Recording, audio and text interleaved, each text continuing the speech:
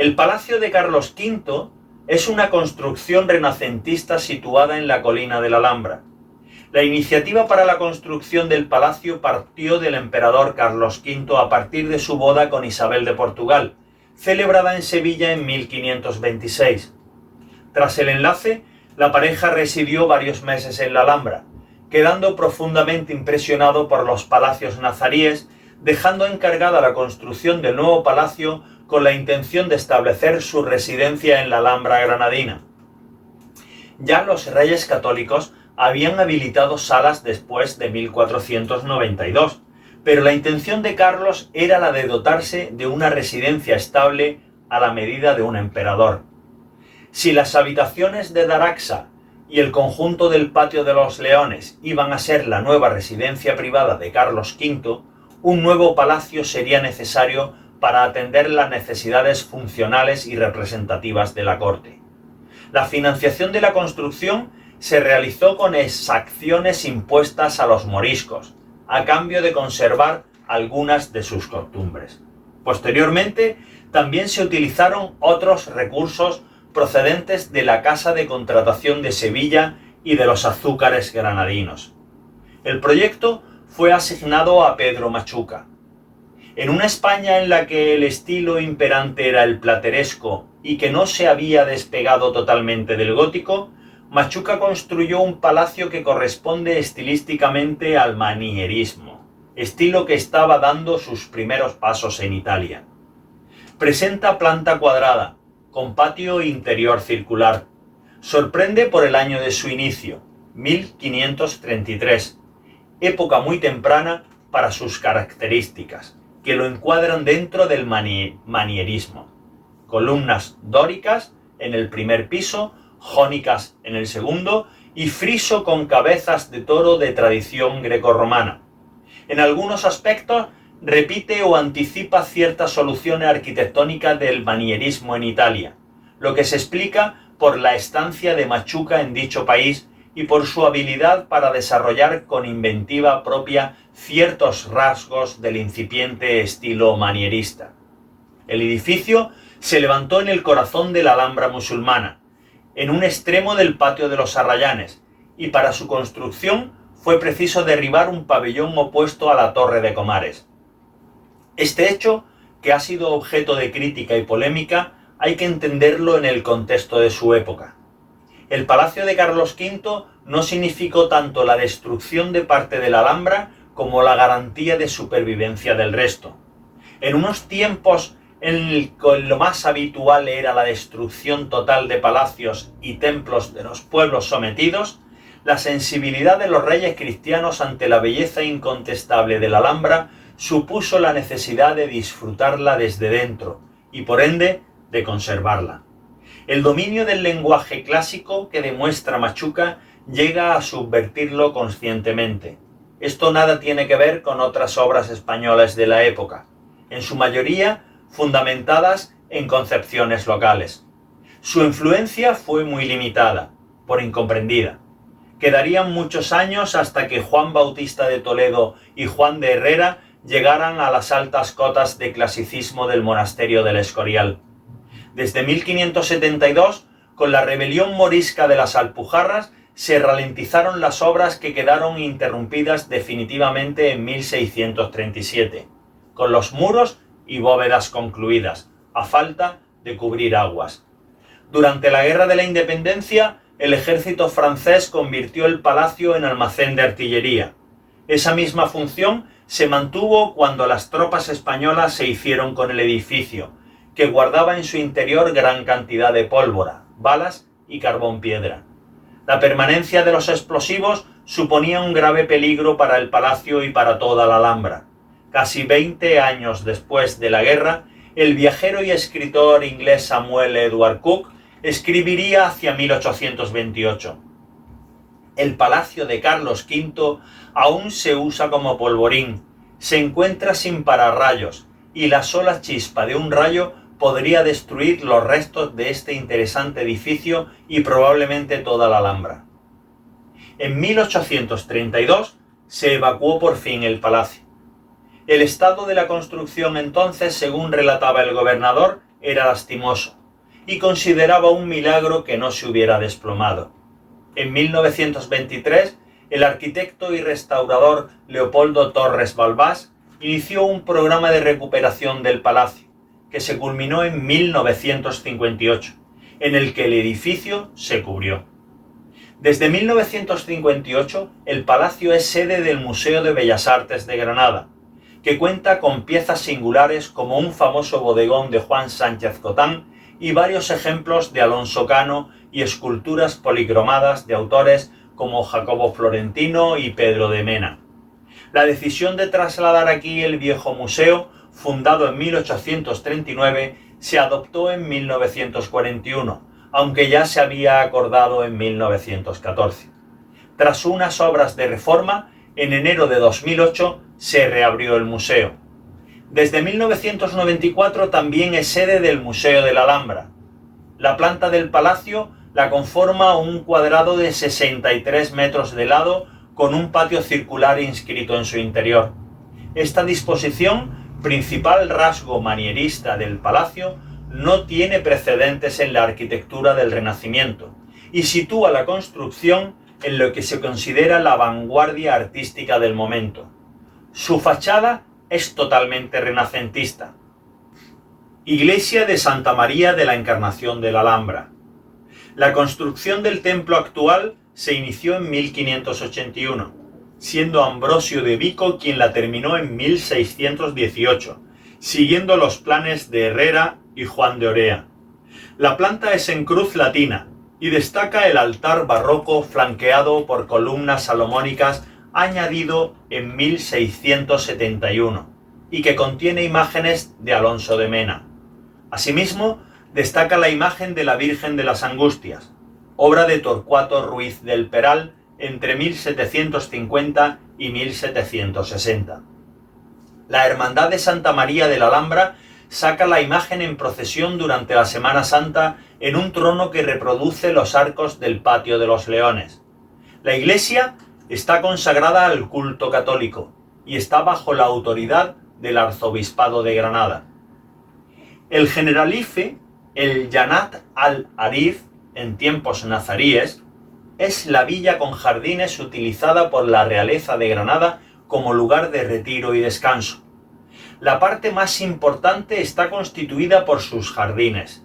El Generalife era una villa rústica o almunia real rodeada de huertas y jardines ornamentales que de forma integral servían tanto para la manutención como para el asueto de la familia real nazarí. Fue concebida como villa rural, donde jardines ornamentales, huertos y arquitectura se integraban en las cercanías de la Alhambra. El origen del nombre está discutido. Algunos abogan por Janat al-Arif como huerta del arquitecto o jardín del arquitecto, aunque pudo significar el más excelso jardín.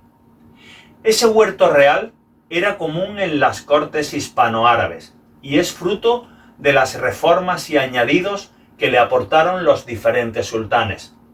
Por sus elementos decorativos más antiguos, el palacio debió de construirse a finales del siglo XIII por el segundo sultán de la dinastía nazarí, Muhammad II. Fue declarado, junto con la Alhambra, Patrimonio de la Humanidad por la UNESCO en 1984.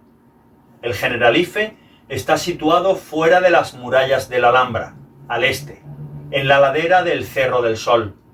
Finca de recreo de los sultanes nazaríes, pero también utilizada para su explotación agrícola. En el periodo medieval tenía al menos 4 huertas, y la residencia es un palacio al que el visir Ibn al-Yayab llamó Casa Real de la Felicidad. Es de estilo árabe nazarí y está situado en el lado septentrional de la Alhambra. En la época de su construcción estaba situado fuera del perímetro de la Granada musulmana y carecía de comunicación directa con la Alhambra. Era su acceso principal el camino del Barranco Aicabia, la actual Cuesta de los Chinos, que ascendía desde el río Darro.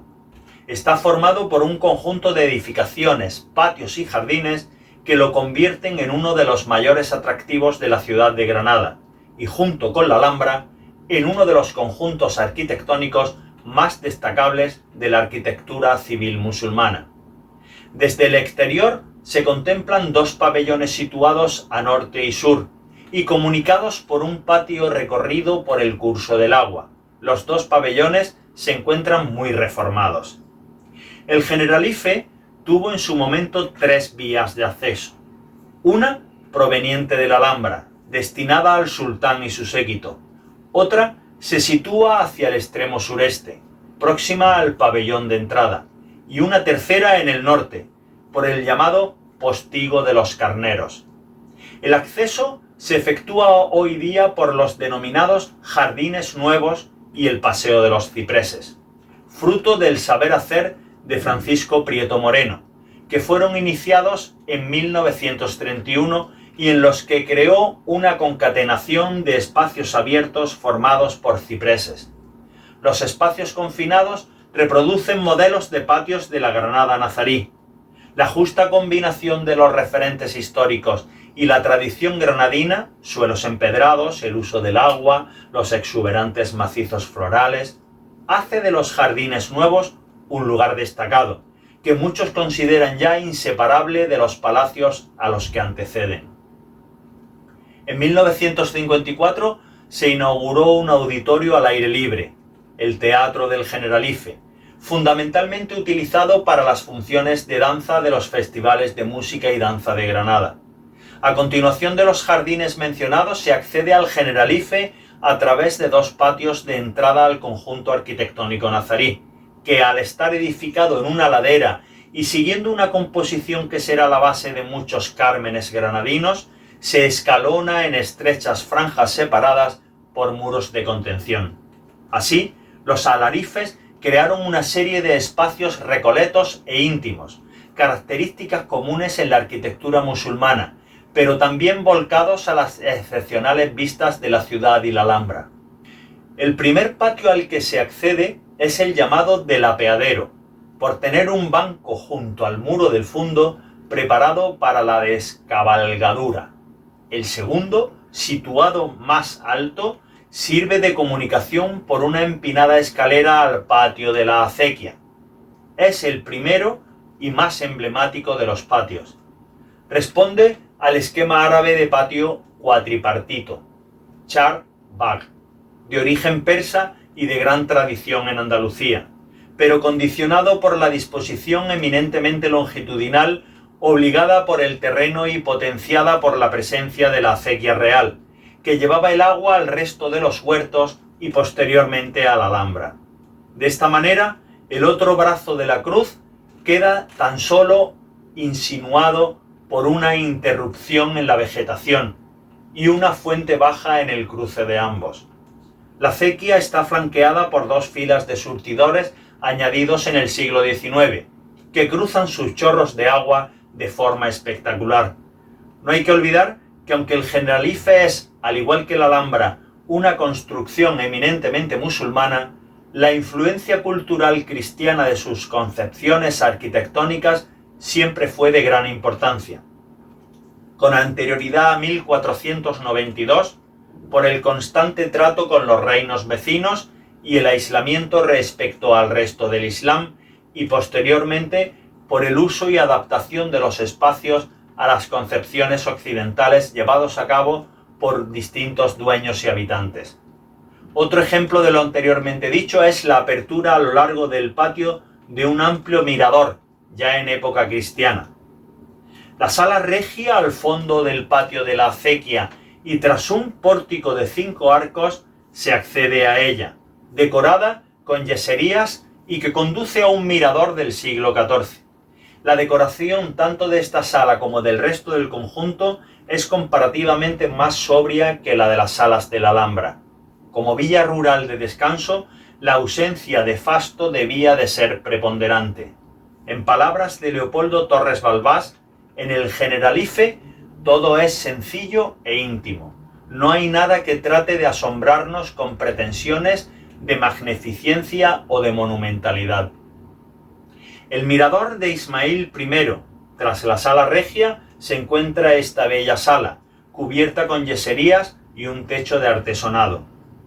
El patio del Ciprés de la Sultana. De la sala regia se accede a través de unas escaleras a un cuerpo con doble galerías renacentistas al que se abre el patio del Ciprés de la Sultana, protagonista de misterios en la tradición granadina, y en el que la leyenda narrada por Ginés Pérez de Hita sitúa los encuentros de la esposa de Boabdil con un caballero, miembro del clan de los Abencerrajes, pariente del sultán. El patio, muy modificado en época cristiana, conserva sin embargo la influencia de sus antiguos habitantes, en lo que Chueca Goitía dio en llamar invariantes castizos, y el encanto romántico de sus surtidores y su frondosa vegetación. La construcción del patio se remonta a la época comprendida entre finales del siglo XIII y el primer cuarto del siglo XIV.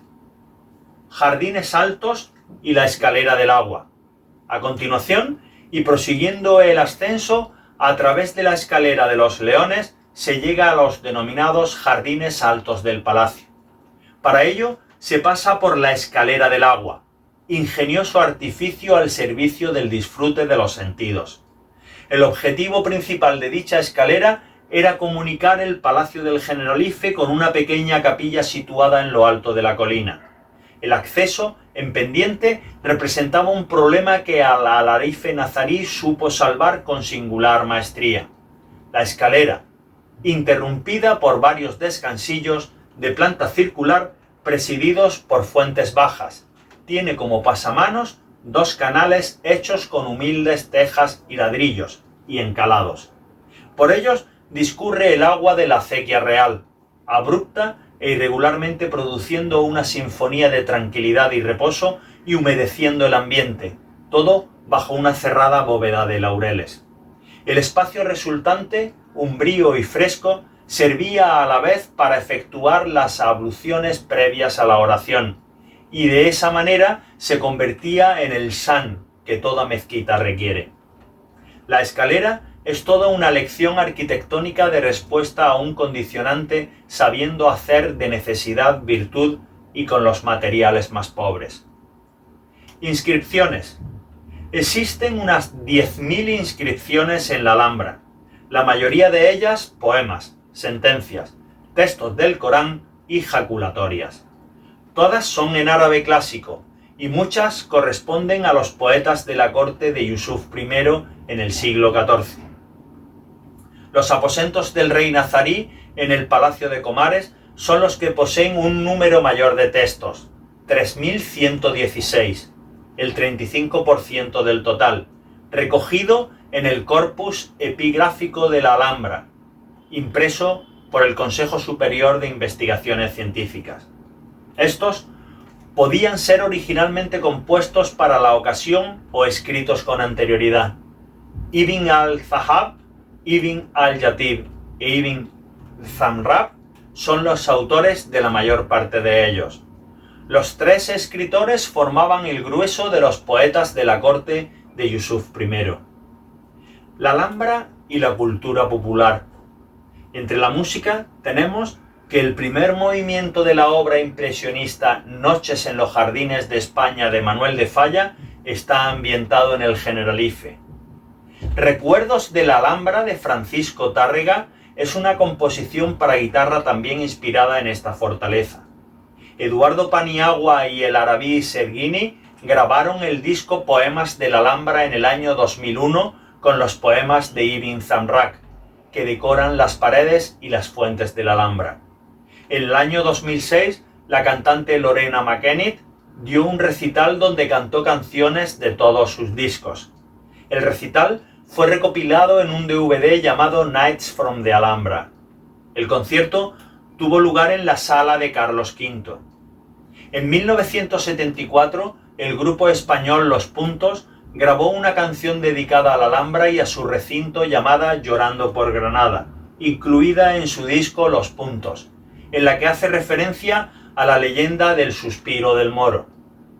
En cuanto a literatura, ha inspirado a autores como Washington Irving, en Cuentos de la Alhambra, François René de Chateaubriand, con su obra Les Aventures du Dernier Abencerrage. En cine, tenemos que el conjunto monumental de la Alhambra y en particular sus jardines han servido de decorados naturales en múltiples ocasiones, entre las que cabe mencionar la vida de Cristóbal Colón de Gerard Bourgeois en 1916, El Dorado de Marcel L'Herbier en 1921. El director dio un lugar destacado a sus jardines, fuentes y patrones arquitectónicos geométricos, que se convirtieron en algunas de las imágenes más destacadas de la película. Los claveles de la Virgen de Florian Rey, de 1928. Alhambra o el suspiro del Moro, de Antonio Graziani en 1936. Violetas imperiales, de Richard Poitier en 1952. Todo es posible en Granada, de José Luis Sáenz de Heredia en 1954. Sinbad y la princesa de Nathan Juran en 1958. Delitos de grandeza de Gerard Aurieu en 1971.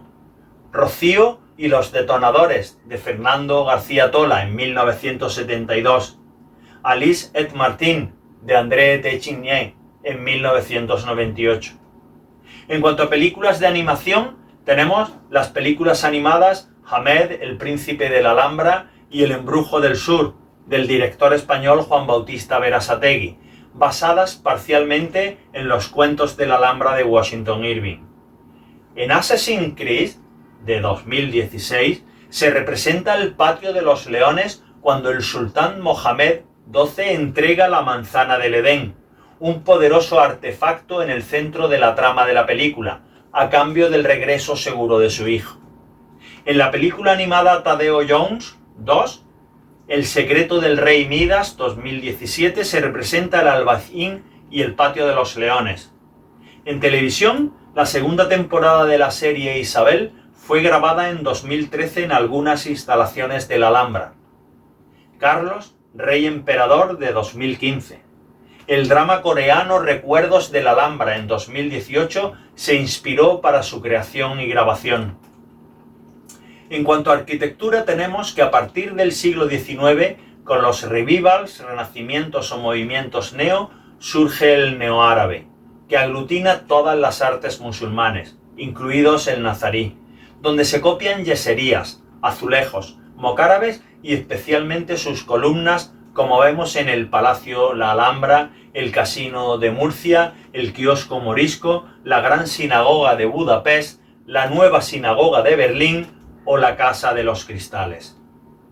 En cuanto a personajes vinculados a la Alhambra, tenemos Henry Swinburne, que era un viajero inglés que visitó España en 1770. Publicó el libro Viaje alrededor de España, en el que se describía con gran precisión la Alhambra. Swinburne fue un gran valedor del patrimonio árabe en la península ibérica y destacó la Alhambra como la visita más sobresaliente de su viaje y anticipó la visión de los viajeros románticos del siglo XIX.